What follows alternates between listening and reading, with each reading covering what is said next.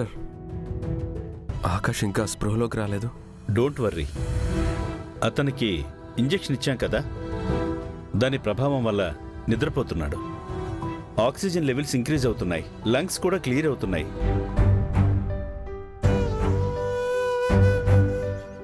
తను స్లోగా క్యూర్ అవుతున్నాడు.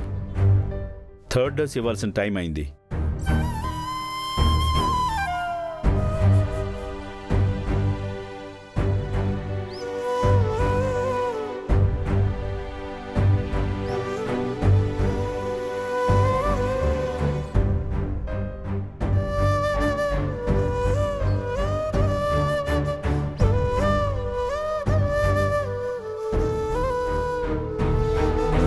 ఈ డోస్తో మన దగ్గరున్న మెడిసిన్ అయిపోయింది అమరేంద్ర.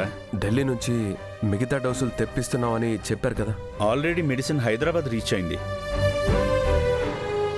టెస్టింగ్ కోసం ఆ మెడిసిన్ని ఆర్జిటి ఇన్స్టిట్యూట్కి పంపించాం.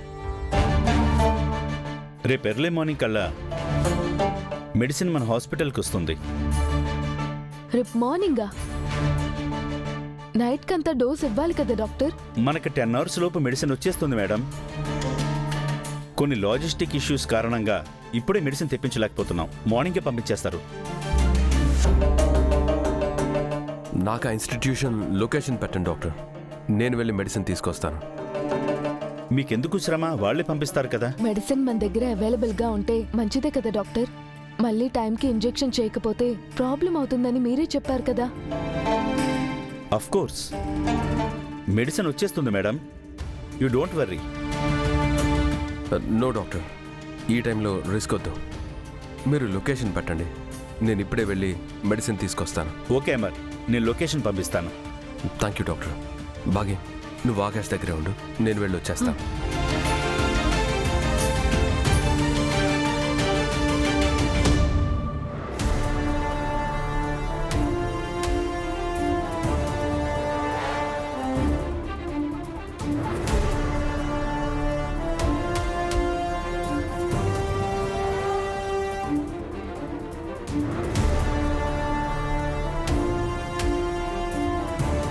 అమరేంద్ర బయటకెళ్ళాడు. తిరిగి రావడానికి టైం పడుతుంది.